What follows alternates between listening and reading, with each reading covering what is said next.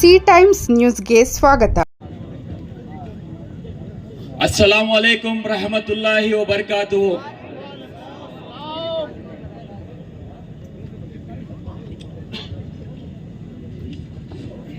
ಇವತ್ತು ನಾವೆಲ್ಲ ಇಲ್ಲಿ ಸೇರಿದ್ದೀವಿ ಅಂದ್ರೆ ಬಾಬಾ ಸಾಹೇಬ್ ಅಂಬೇಡ್ಕರ್ ಕೊಟ್ಟಿರುವ ಈ ಒಂದು ಸಂವಿಧಾನದಿಂದ ನಾವಿಲ್ಲೆಲ್ಲ ಸೇರಿ ಇವತ್ತು ಕೇಂದ್ರದ ಬಿಜೆಪಿ ಸರ್ಕಾರ, ಮೋದಿ ಸರ್ಕಾರ ಏನು ಈ ಕಪ್ಪು ಕಾಯ್ದೆಯನ್ನ ತಂದಿದೆ, ಅದನ್ನ ವಿರೋಧಿಸಲಿಕ್ಕೆ ಏನು ಬಾಬಾ ಸಾಹೇಬ್ ಅಂಬೇಡ್ಕರ್ ನಮ್ಗೆ ಈ ಸಂವಿಧಾನದ ಅಡಿಯಲ್ಲಿ ಧಾರ್ಮಿಕ ಸ್ವಾತಂತ್ರ್ಯ ಕೊಟ್ಟಿಲ್ಲ ಅಂದ್ರೆ, ನಮ್ಗೆ ಇವತ್ತು ವಾಕ್ ಸ್ವಾತಂತ್ರ್ಯ ಕೊಟ್ಟಿಲ್ಲ ಅಂದ್ರೆ ನಾವೆಲ್ಲ ಇಲ್ಲಿ ಸೇರ್ಲಿಕ್ಕೆ ಆಗ್ತಾ ಇರ್ಲಿಲ್ಲ. ಮುಖ್ಯವಾಗಿ ನಾನು ಜೈ ಜೈ ಜೈ ಜೈ ಜೈ ಭೀಮ್ ಅಂತೀನಿ. ಜೈ ಭೀಮ್ ಜೈ ಭೀಮ್ ಅಂತ ಹೇಳ್ಬೇಕು. ಜೈ ಜೈ ಜೈ ಜೈ ಜೈ ಭೀಮ್, ಜೈ ಜೈ ಜೈ ಜೈ ಜೈ ಭೀಮ್. ನಮ್ಮ ಭಾರತ ದೇಶದಲ್ಲಿ ಯಾವುದೇ ಕಾಯ್ದೆಯನ್ನ ತಿದ್ದುಪಡಿ ಮಾಡ್ಬೇಕಂತ ಹೇಳಿದ್ರೆ ನಮ್ಮ ರಾಷ್ಟ್ರದ ಲೋಕಸಭೆ ಮತ್ತು ರಾಜ್ಯಸಭೆಗೆ ಒಂದು ಅವಕಾಶ ಮಾಡಿಕೊಟ್ಟಿದ್ದಾರೆ ಸಂವಿಧಾನದ ಅಡಿಯಲ್ಲಿ. ಆದ್ರೆ ವಕ್ಫ್ ಕಾಯ್ದೆ 2024ರಲ್ಲಿ ಏನು ವಕ್ಫ್ ತಿದ್ದುಪಡಿ ಮಸೂದೆಯನ್ನು ಇವರು ಭಾರತದ ಲೋಕಸಭೆಯಲ್ಲಿ 8ನೇ ತಾರೀಕು ಏನು ಮಂಡನೆ ಮಾಡ್ತಾರೆ, ತದನಂತರ ಅದು ಲೋಕಸಭೆಯಲ್ಲಿ ಇವರು ಪಾಸ್ ಮಾಡ್ತಾರೆ. ಪಾಸ್ ಮಾಡಿದ್ಮೇಲೆ ಆ ಪಾಸ್ ಮಾಡೋ ಸಂದರ್ಭದಲ್ಲಿ ಏನು ಈ ಪರ ಅಂದ್ರೆ ಈ ವಕ್ಫ್ ಬೋರ್ಡ್ ಅನ್ನ ಶಕ್ತಿಶಾಲಿ ವಕ್ಫ್ ಬೋರ್ಡ್ ಅಂದ್ರೆ ಏನು ವಕ್ಫ್ ಬೋರ್ಡ್ ಎಲ್ಲ ಕೋರ್ಟ್ಗಳು ಏನಿದಾವೆ, ವಕ್ಫ್ ಟ್ರಿಬ್ಯುನಲ್ ಏನಿದೆ, ಅದು ಯಾವ್ದಾದ್ರು ವಕ್ಫ್ ಟ್ರಿಬ್ಯುನಲ್ ಒಂದ್ಸಲಿ ಆರ್ಡರ್ ಮಾಡಿದ್ರೆ ಅದು ಸಿವಿಲ್ ಕೋರ್ಟ್ ಹೋಗಂಗಿರ್ಲಿಲ್ಲ. ಇದರಲ್ಲಿ ಲಿಮಿಟೇಷನ್ ಆಕ್ಟ್ ಏನ್ ಇಂಡಿಯನ್ ಲಿಮಿಟೇಷನ್ ಆಕ್ಟ್ ಇದೆ ಅದು ಅಪ್ಲೈ ಆಗ್ತಾ ಇರ್ಲಿಲ್ಲ. ಆದ್ರೆ ಇವರು ಇದರಿಂದ ಲಿಮಿಟೇಷನ್ ಇಂಡಿಯನ್ ಲಿಮಿಟೇಷನ್ ಆಕ್ಟ್ ಅನ್ನ ಇದಕ್ಕೂ ಅಪ್ಲೈ ಆದಂಗೆ ಮಾಡಿದ್ದಾರೆ. ಇದರಲ್ಲಿ ಏನು ಲೋಕಸಭೆಯಲ್ಲಿ ಈ ಬಿಲ್ಲು ಮಂಡನೆ ಆದ ಸಂದರ್ಭದಲ್ಲಿ ಪರವಾಗಿ 288 ಜನ ಪರವಾಗಿ ಮತ ಚಲಾಯಿಸಿದ್ರೆ, ವಿರೋಧವಾಗಿ ಈ ಭಾರತ ದೇಶದಲ್ಲಿ ಜಾತ್ಯತೀತ ವ್ಯವಸ್ಥೆ ಮೇಲೆ ನಂಬಿಕೆ ಇಟ್ಟಿರುವ 232 ಜನ ಲೋಕಸಭಾ ಸದಸ್ಯರು ಇದನ್ನ ವಿರೋಧ ಮಾಡಿದ್ದಾರೆ. ಅವ್ರಿಗೆ ಒಂದು ಜೋರಾದ ಚಪ್ಪಾಳೆ ಮುಖಾಂತರ ಅವ್ರಿಗೊಂದು ಟ್ಯಾಕ್ಸ್ ಹೇಳ್ಬೇಕಂತ ಕೇಳ್ಕೊಳ್ತಾ ಇದ್ದೀನಿ. ಇವತ್ತು नारे तकबीर, हिंदुस्तान। आप लोगों के हाथ में, जिसके हाथ में तख्तियां है वो ऊपर कर ले, मुकम्मल नारा लगने वाला है इंशाअल्लाह। नारे तकबीर, नारे तकबीर, हिंदुस्तान, संविधान, हमारी एकता, हमारी एकता, वक्फ बचाओ, देश बचाओ। कानून वापस लो, वापस लो, वापस लो। आप लोगों को बोलना है वापस लो। काला कानून वापस लो, काला कानून वापस लो, वक्फ बिल वापस लो, वापस लो, वापस लो, वक्फ बिल वापस लो। मस्जिदों में हमला नहीं सहेंगे, नहीं सहेंगे। दरगाहों में हमला नहीं सहेंगे, नहीं सहेंगे। मदरसों में हमला नहीं सहेंगे, नहीं सहेंगे। कब्रिस्तानों में हमला नहीं सहेंगे, नहीं सहेंगे। ईदगाहों में हमला नहीं सहेंगे, नहीं सहेंगे। संविधान में हमला नहीं सहेंगे, नहीं सहेंगे।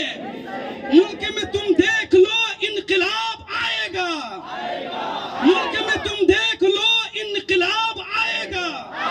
मस्जिद के मिहराबों से इनकलाब आएगा, मस्जिद के मीनारों से इनकलाब आएगा, गलियों से बाजारों से इनकलाब आएगा, खेल के मैदानों से इनकलाब आएगा, खेल के मैदानों से इनकलाब आएगा। बारिशों में, बरसातों में इनकलाब आएगा, आंधी में, तूफानों में इनकलाब आएगा। नारे तकबीर, हिंदुस्तान जिंदाबाद, कर्नाटक जिंदाबाद। 2 ಗಂಟೆಗೆ ಯಾರಾದ್ರೂ ಬಿಲ್ ಪಾಸ್ ಮಾಡಿರೋದು ನೋಡಿದೀರಾ? ಇಂಥ ಬಿಲ್ಲು ಇವ್ರು ಏನ್ ಹೇಳ್ತಾರೆ, ಇವ್ರು ರಾಜ್ಯಸಭೆಯಲ್ಲಿ ರಾತ್ರಿ 2 ಗಂಟೆಗೆ ಈ ಬೇರೆ ಪಕ್ಷದವರು ವಿರೋಧ ಪಕ್ಷದವರು ಯಾಮಾರ್ಬಿಟ್ಟು ಮಲ್ಕೋ ಬಿಡ್ತಾರ ಅಂತ ಹೇಳ್ಬಿಟ್ಟು ರಾತ್ರಿ 2 ಗಂಟೆಗೆ ಈ ಮಸೂದೆಯನ್ನ ಮನ್ನಾ ಮಾಡಿದಾಗ ಈ ವಿರೋಧ ಪಕ್ಷದಲ್ಲಿ ಏನೋ ಅವ್ರ ಪರವಾಗಿ 128 ಜನ ಮತ ಚಲಾಯಿಸಿದ್ರೆ 95 ಜನ ರಾಜ್ಯಸಭಾ ಸದಸ್ಯರು ಇದನ್ನ ವಿರೋಧಿಸ್ತಾರೆ. ಅವ್ರಿಗೂ ಕೂಡ ಒಂದು ದೊಡ್ಡ ಸಲಾಂ ನಮ್ಮ ಕಡೆಯಿಂದ ಇರಲಿ.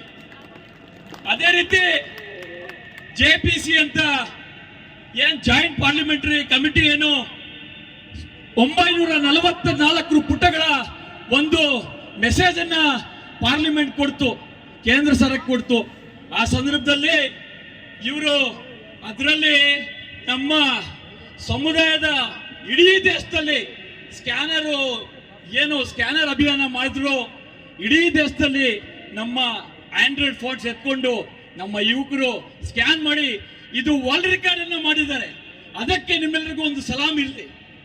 ಅದೇ ರೀತಿ ಇವು ಏನು ಈ ಕಾಯ್ದೆ ತಂದಿದ್ದಾರೆ, ಈ ಕಾಯ್ದೆ 9 ಲಕ್ಷ ಎಕರೆ ಜಮೀನು ವಕ್ಫ್ ಅಡಿಯಲ್ಲಿದೆ. ಇವತ್ತು ಇವರು ವಕ್ಫ್ ಬೈ ಯೂಸರ್ ಅಂತ ಏನ್ ಹೇಳ್ತಾರೆ, ಇದೇನಾದ್ರೂ ಇವರು ಸುಪ್ರೀಂ ಕೋರ್ಟ್ ಅದನ್ನ 5ನೇ ತಾರೀಕುವರೆಗೆ ತಡೆ ಹಿಡಿದಿದೆ.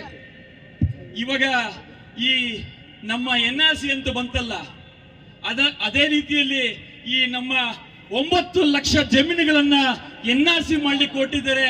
ಇದೆಲ್ಲ ನಮ್ಗೆ ಬೇಕಾ?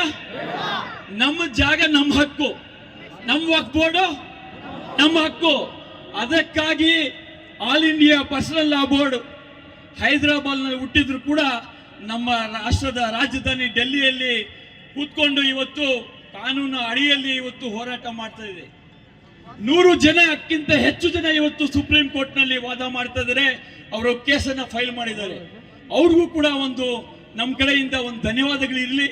ಅದೇ ರೀತಿ ಈ ಒಂದು ಕಪ್ಪು ಕಾನೂನಿನಿಂದ 9 ಲಕ್ಷ ಜಮೀನಿನಲ್ಲಿ 5 ಲಕ್ಷದಿಂದ 6 ಲಕ್ಷ ಜಮೀನು ನಮ್ಮ ಹತ್ರ ಡಾಕ್ಯುಮೆಂಟ್ಸ್ ಇಲ್ಲ ಅಂತ ಅವರು DC-ಗೆ ಏನೋ ಪವರ್ಸ್ ಕೊಟ್ಟಿದ್ದಾರೆ. ಆ DC ಯಾರಾದ್ರೂ ಅವನು ಏನಾದ್ರು ಸ್ವಲ್ಪ ಅವ್ರ ಫೇವರ್ ಆಗಿದ್ರೆ ನಮ್ಮ ರಾಜ್ಯದಲ್ಲಿ ಯಾವತ್ತವರೆಗೂ ಈ ಕಾಂಗ್ರೆಸ್ ಸರ್ಕಾರ ಇರುತ್ತೆ, ಅವತ್ತವರೆಗೂ ಈ ವಕ್ಫ್ ಕಾನೂನು ಇವ್ರು ಏನ್ ತಂದಿದ್ದಾರೆ ಅವತ್ತವರೆಗೂ ಜಾರಿ ಆಗ್ಲಿಕ್ಕೆ ಬಿಡಲ್ಲ ಅಂತ ನಮ್ಮ ರಾಜ್ಯದ ಮುಖ್ಯಮಂತ್ರಿ ಆದಂತ ಸಿದ್ದರಾಮಯ್ಯ ಸಾಹೇಬ್ರು ಹೇಳಿದ್ದಾರೆ. ಅವ್ರಿಗೆ ಜೋರಾದ ಚಪ್ಪಾಳೆ ಮುಖಾಂತರ ಒಂದು ಅವ್ರಿಗೂ ಅಭಿನಂದನೆ ಇಲ್ಲಿ ಅಂತ ಸಂದರ್ಭದಲ್ಲಿ ಹೇಳ್ತಾ, ಈ ಕಾನೂನನ್ನ ನಾವು ನಿರಂತರವಾಗಿ ಹೋರಾಟ ಮಾಡಬೇಕಾಗ್ತದೆ. ಯಾಕಂತ ಹೇಳಿದ್ರೆ ಇವತ್ತು ಇದು ಪಿಕ್ಚರ್ ಅಭಿ ಬಾಕಿ ಅಂತಾರಲ್ಲ, ಏತೋ ಬಸ್ ಶುರುವಾದ ಹೈ, ಪಿಕ್ಚರ್ ಅಭಿ ಬಾಕಿ ಹೈ. ಬೇಕೇ ಬೇಕು ಗೊತ್ತೋ ಲಾಸ್ಟ್ ನಾಯ ಬೇಕು ಬೋಲ್ನ, ಬೇಡ ಬೇಡ ಗೊತ್ತೋ ವಕ್ಫ್ ಕಾಯ್ದೆ ಬೇಡ ಬೋಲ್ನ. ಬೇಕೇ ಬೇಕು, ಬೇಕೇ ಬೇಕು, ನ್ಯಾಯ ಬೇಕು. ಯಾತಕ್ಕಾಗಿ ಹೋರಾಟ, ಎಲ್ಲಿ ತನಕ ಹೋರಾಟ? ಬೇಡವೇ ಬೇಡ, ಬೇಡವೇ ಬೇಡ. ಈ ಕಪ್ಪು ಕಾನೂನು ಬೇಡವೇ ಬೇಡ ಅಂತ ಹೇಳ್ಬೇಕು. ವಕ್ಫ್ ಕಾಯ್ದೆ ಬೇಡವೇ ಬೇಡ. ಇನ್ಖಿಲಾಬ್, ಇನ್ಖಿಲಾಬ್, ಇನ್ಖಿಲಾಬ್. ಈ ಒಂದು ಕಾರ್ಯಕ್ರಮಕ್ಕೆ ನಮ್ಮ ತಾಲೂಕು ಆಡಳಿತ ಕೇವಲ 21 ನಿಮಿಷದಲ್ಲಿ ನಮ್ಗೆ ಅನುಮತಿ ಕೊಡಿದೆ. ಅದಕ್ಕೆ ತಾಲೂಕು ಆಡಳಿತಕ್ಕೆ ನಾನು ಮೊಟ್ಟ ಮೊದಲ ಬಾರಿಗೆ ಧನ್ಯವಾದ ತಿಳಿಸ್ತಾ ಇದ್ದೀನಿ. ಅದೇ ರೀತಿ ಒಂದು ಚಪ್ಪಾಳೆ ಇರಲಿ. ಅದೇ ರೀತಿ ನಮ್ಮ ಆರಕ್ಷಕ ಇಲಾಖೆಯವರು DYSP ಇರ್ಬೋದು, ಸರ್ಕಲ್ ಇನ್ಸ್ಪೆಕ್ಟರ್ ಇರ್ಬೋದು, ನಮ್ಮ ಸಬ್ ಇನ್ಸ್ಪೆಕ್ಟರ್ ಇದ್ರು, ಅವ್ರಿಗೂ ಕೂಡ ಧನ್ಯವಾದ ತಿಳಿಸ್ತಾ ಇದ್ದೀನಿ. ಅದೇ ರೀತಿ ನಮ್ಮ ಜಾಮಿಯಾ ಮಸೀದಿನ ಮುನ್ಸಿಪಾಲಿ ಆದಂತಹ ನಮ್ಮ ಖಯ್ಯೂಮ್ ಸಾಹೇಬ್ರು, ಶಾಜಾನ್ ಸಾಹೇಬ್ರು, ನಮ್ಮ ಎಲ್ಲ ಉಲ್ಮಾಯ ದೀನು ಎಲ್ಲರೂ ಸೇರಿ ಇವತ್ತು ಈ ಕಾರ್ಯಕ್ರಮನ ಯಶಸ್ವಿ ಮಾಡಿದ್ದಾರೆ. ಅವ್ರಿಗೂ ಕೂಡ ಧನ್ಯವಾದ ತಿಳಿಸ್ತಾ ಇದ್ದೀನಿ. ಅದೇ ರೀತಿ ನಮ್ಮ ಎಲ್ಲ ಮುತ್ವಲ್ಲಿಸು, ಎಲ್ಲ ಸೆಕ್ರೆಟರೀಸು, ಅದೇ ರೀತಿ ಎಲ್ಲ ನಮ್ಮ ನಗರಸಭಾ ಸದಸ್ಯರುಗಳು, ಎಲ್ಲ ನಮ್ಮ ವಕೀಲರು, ವಿಶೇಷವಾಗಿ ನಮ್ಮ ಬಶೀರ್ ಅಹಮದ್ ಸಾಹೇಬ್ರು, ನಯಾ ಸಾಹೇಬ್ರು, ಅವ್ರಿಗೂ ಕೂಡ ನಾನು ಧನ್ಯವಾದ ತಿಳಿಸ್ತಾ, ನಮ್ಮ ಪತ್ರಿಕಾ ಮಿತ್ರರು ಏನಿದ್ದಾರೆ ಅವ್ರಿಗೂ ಕೂಡ ನಾನು ಧನ್ಯವಾದ ತಿಳಿಸ್ತಾ ನನ್ನ ಮಾತನ್ನು ಮುಕ್ತಾಯ ಮಾಡ್ತೇನೆ. ಎಲ್ಲ ಈ ಕಾರ್ಯಕ್ರಮಕ್ಕೆ ಪ್ರತ್ಯಕ್ಷವಾಗಿ ಪರೋಕ್ಷವಾಗಿ ಸಹಕಾರ ಕೊಟ್ಟ ತಮ್ಮೆಲ್ಲರಿಗೂ ವಂದಿಸುತ್ತಾ, ಈ ಕಾರ್ಯಕ್ರಮ ಶುರು ಮಾಡೋ ಮೊದಲು ಈ ಕಾರ್ಯಕ್ರಮ ಎಲ್ಲಿ ಪೋಸ್ಟ್ಪೋನ್ ಆಗುತ್ತೆ ಅಂತ ನಮ್ಮಲ್ಲಿ ಒಂದು ಭಯ ಇತ್ತು. ಆದ್ರೆ ಮುಳುಬಾಗಿಲ ಜನ ಇವತ್ತು ನಾವು ಏನೇ ಬರ್ಲಿ, ಮಳೆ ಬರ್ಲಿ, ಬಿಸಿಲು ಬರ್ಲಿ, ಇದನ್ನ ವಿರೋಧ ಮಾಡ್ತೀವಿ ಅಂತ ಈ ಸಂದರ್ಭದಲ್ಲಿ ನಿರ್ಧಾರ ಮಾಡಿ ತಾವೆಲ್ಲ ಬಂದಿದ್ದೀರಾ. ಅದಕ್ಕೆ ನಿಮ್ಗೊಂದು ದೊಡ್ಡ ಸಲಾಂ ಹೊಡಿತಾ ನನ್ನ ಮಾತನ್ನು ಮುಕ್ತಾಯ ಮಾಡ್ತೇನೆ. ಜೈ ಹಿಂದ್, ಜೈ ಭೀಮ್.